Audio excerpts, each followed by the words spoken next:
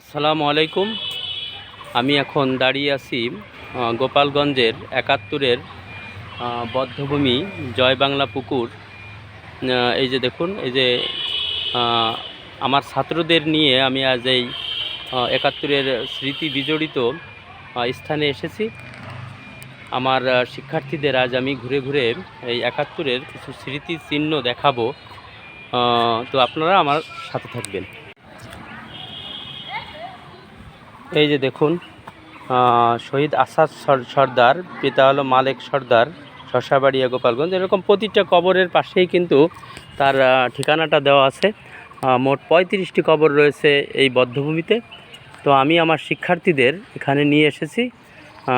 তাদের এ সম্পর্কে কিছু জ্ঞান লাভ করা দরকার এবং আমি মনে করি যে নিজের শিকড় সম্পর্কে জানা দরকার। হ্যাঁ, আমির, তুমি বলো, এখানে এসে তোমার কেমন লাগছে? স্যার, এখানে এসে আমার খুবই ভালো লাগছে। এখানে এসে আমি কত কিছু দেখতে পারছি এবং এটা দেখে আমার খুবই ভালো লাগছে। হ্যাঁ, আমরা তো এখান থেকে অনেক কিছু শিক্ষা লাভ করতে পারতেছি, তাই না? আমরা আগে তোমরা কিন্তু শুনছো যে ৭১-এর এরকম যুদ্ধ হয়েছিল, অনেককে তার জীবন দিছে, অনেককে মেরে একটা গর্তের মধ্যে ফেলে দেওয়া হয়েছে, জীবন্ত কবর দিছে।